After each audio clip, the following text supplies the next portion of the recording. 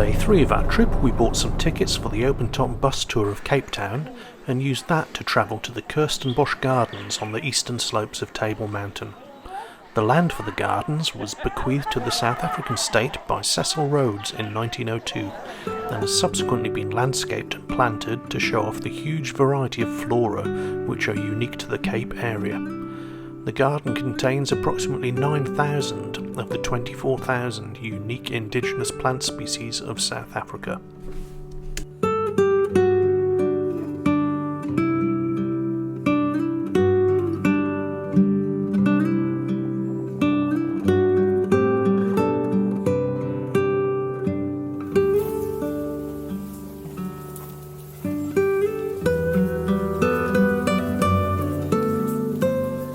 This is the Centenary Tree Canopy Walkway, also known informally as the Boomslang, which means tree snake in Afrikaans. This 130-metre long sculptural walkway extends from the side of a hill and takes us out into the tree canopy, 12 metres above the ground at its highest point, giving spectacular views of the garden.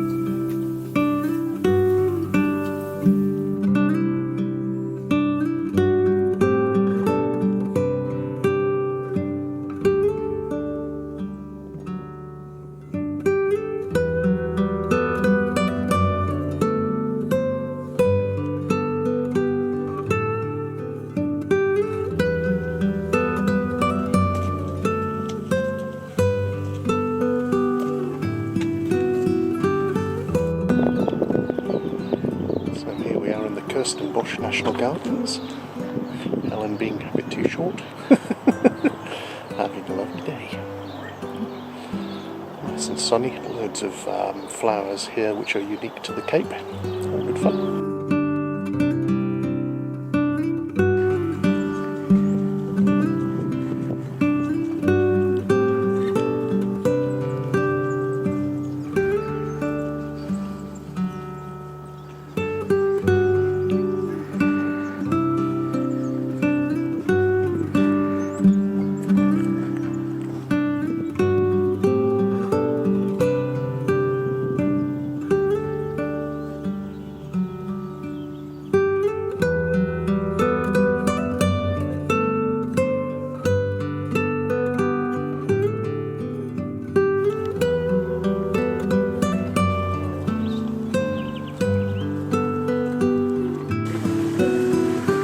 This is Colonel Bird's Bath. It's a pond fed by natural spring water which was built by Colonel Bird in 1811 when he owned the land.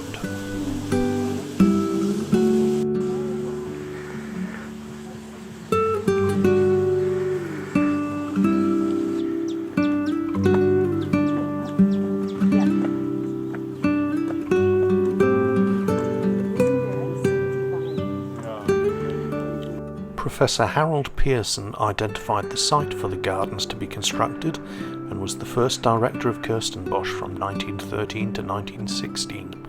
He lies buried here beside a magnificent atlas cedar overlooking the gardens.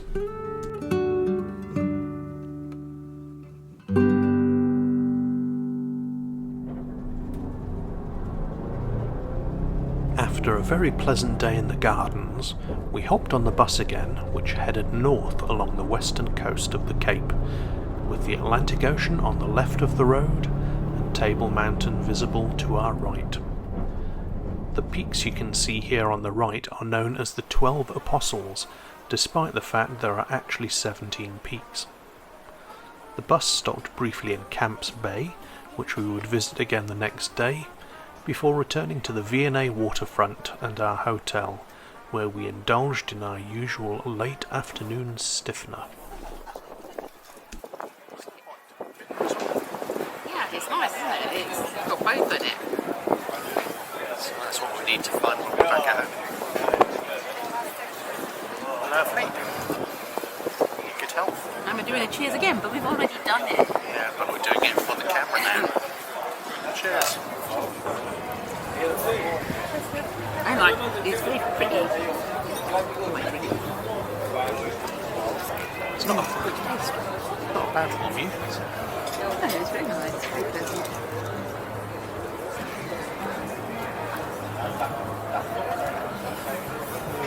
You prefer Helen and Paul? I just don't like gin. This is lovely. It's not sweet enough for you, is it? Now I've conquered olives, perhaps I should conquer gin.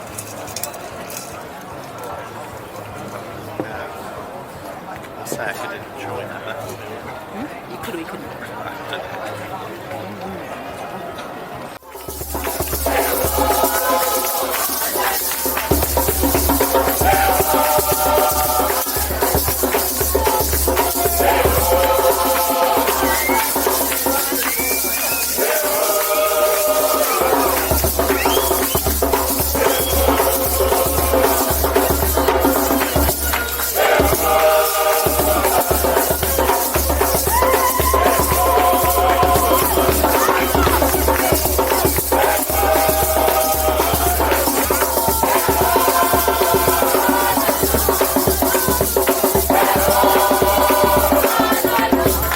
After watching these street performers and grabbing a spot of dinner, we returned back to the hotel for one last gin for Helen and a tasting selection of local beers for me.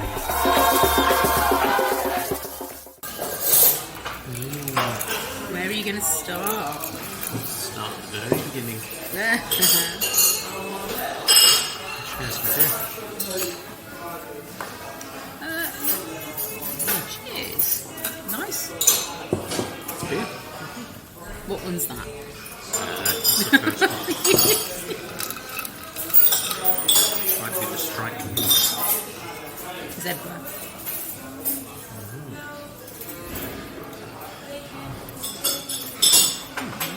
Very good. And so to sleep.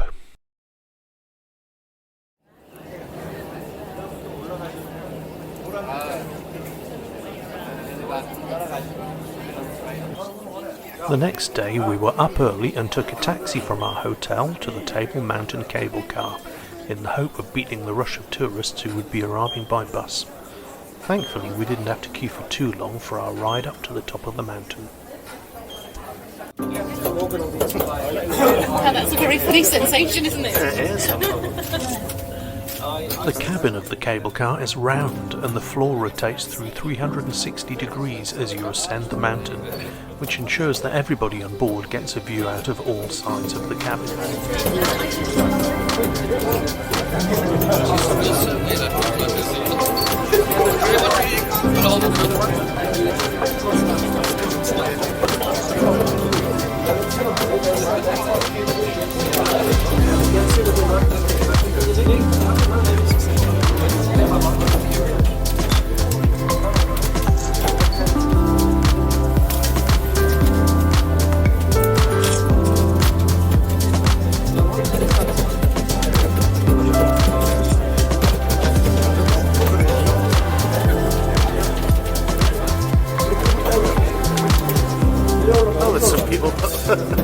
Where?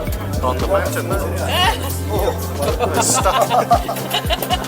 Oh my god. Oh, scary. No ropes.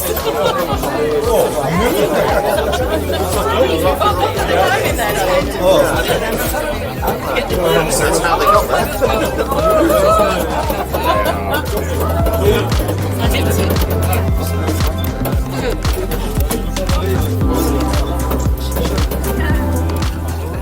Thank you, ladies and gentlemen. I've just done control rotation. We're about to reach the top. And so we're going to be scared of heights. Congratulations.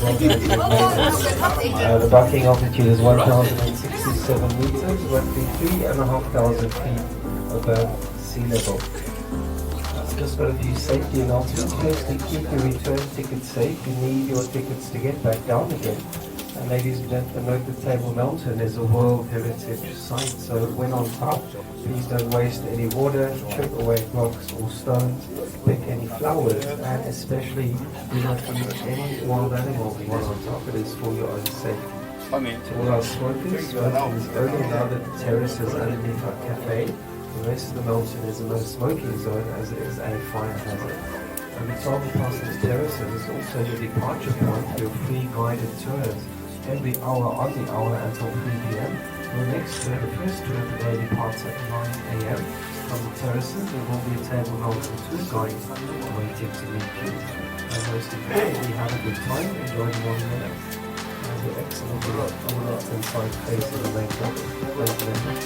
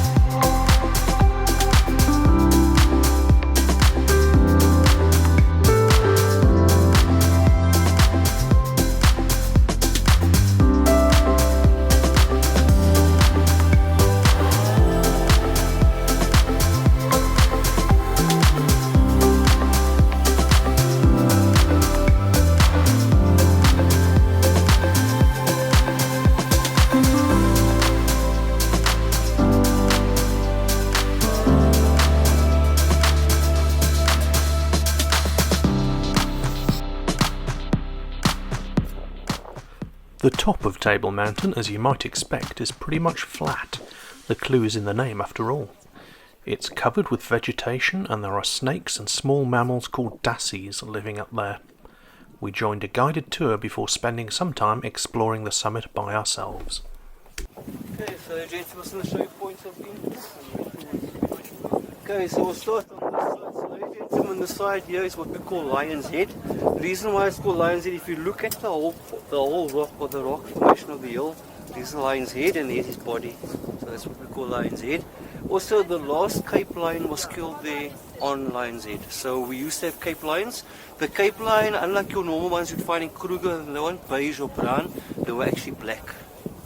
It was a very beautiful looking, almost like a panther with a large mane. It was quite a...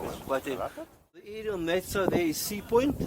The island out on that side, ladies and gentlemen, is Robben Island. Robben Island, well known, popular because of Nelson Mandela, former first democratic president of South Africa, was on Robben Island for 18 years. The Cape Town Stadium, ladies and gentlemen, is what we call an actual white pink elephant, what elephant you want to call it any color. It is of no use for us. The same thing has happened in China. This is from the World Cup, yeah. Okay, so ladies and gentlemen, the front on that side we have where there's the stadium, you go more this side is the blue roofs. That is the V&A waterfront on that side. The harbour, the dock on this side, the working harbour and the dock. This side here, ladies and gentlemen, is Devil's Peak. The reason why we call this Devil's Peak, ladies and gentlemen, is before the actual white tablecloth comes over Table Mountain. You'll see by Devil's Peak there's always a puff of smoke or a cloud. So the folk story behind that is a gentleman with the name of Van der Hunks used to enjoy smoking his tobacco pipe. He used to work the vineyards at the bottom in his farm, but his wife disapproved of him smoking in the house. It's like every woman, yeah. So he would walk every single morning after his duties, walk all the way up to the top of the peak and smoke his tobacco pipe. So one day he was challenged to a smoking competition with a gentleman.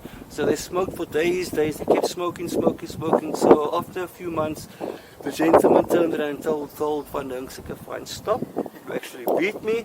So when Van der Hunks said, fine, now can you please show me who you are so I can make a big thing of who I was smoking with. So what happened was the gentleman took the cloak off from his head. And the cloak, he took the hood off, and Van der Hunks saw the horns, and then he said he was smoking with the devil. Okay.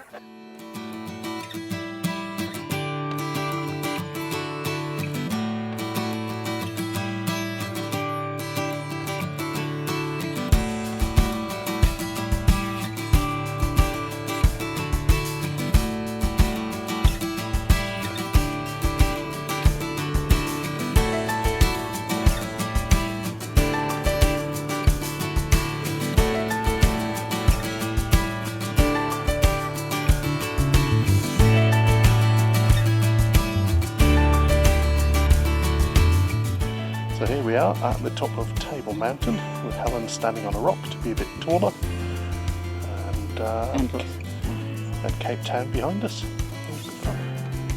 We walked all the way to the top of the mountain. Well, actually we took the cable car. You were very good. I was very happy.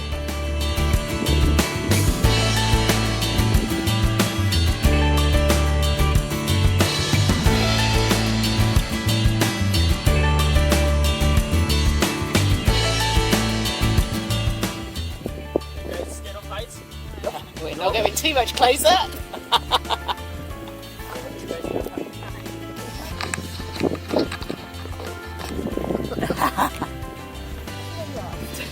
Practice my panic shots.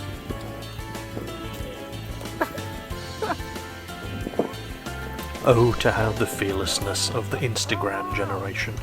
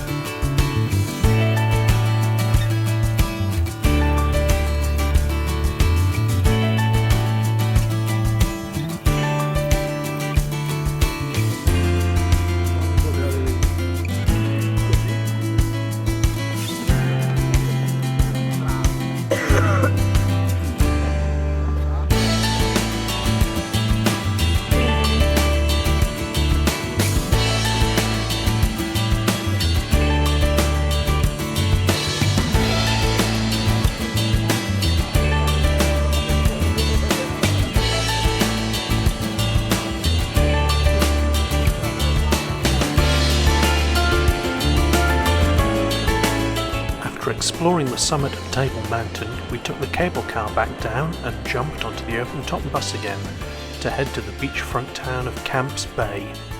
This is a very popular and trendy area with a stunning white sandy beach and lots of fashionable shops and restaurants. The beach is popular for sunbathing, but the Atlantic Ocean is a bit too chilly to tempt many people to swim. From the beach you get a great view of Lion's Head as well as the peaks of the 12 Apostles.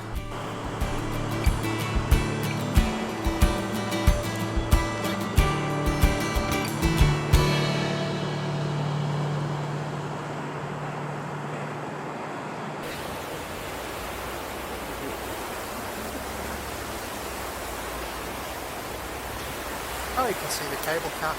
Yeah, up there. Well, you would do if I wasn't using such a ridiculously wide-angle lens.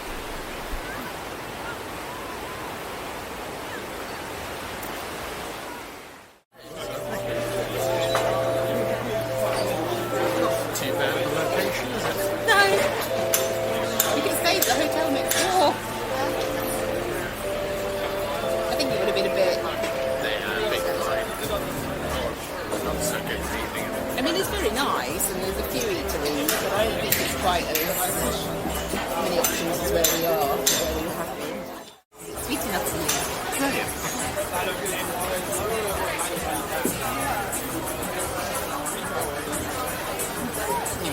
Go for a bit. Oh, that's very nice.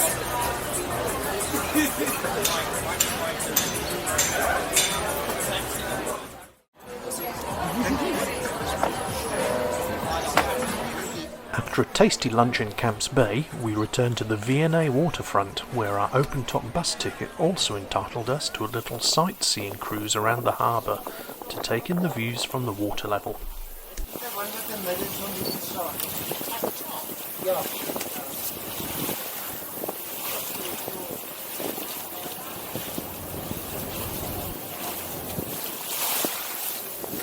Our tour boat was small enough to pass under the pedestrian swing bridge without need for it to open up for us. Once out into the larger harbour basin, we saw one of the local residents taking a nap on a large tyre. Seals on wheels, anyone?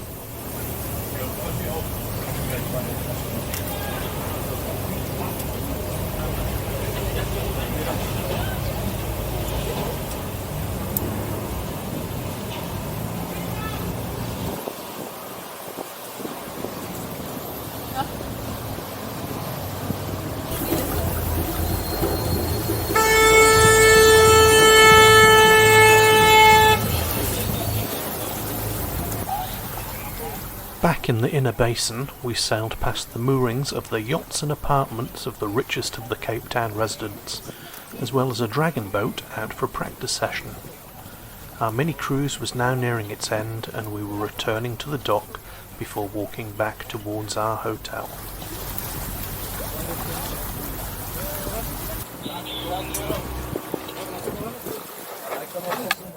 Once back on dry land, we could clearly see the cloud cover over Devil's Peak and Table Mountain. This cloud formation is known as the tablecloth, and when you look through a longer lens, you can see that the cloud appears to be falling over the edge of Table Mountain, hence the name.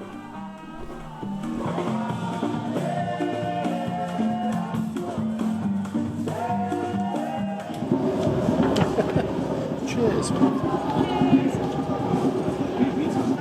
After a hard day's mountaineering, you deserve a refreshing drink, or perhaps even 2 refreshing drinks.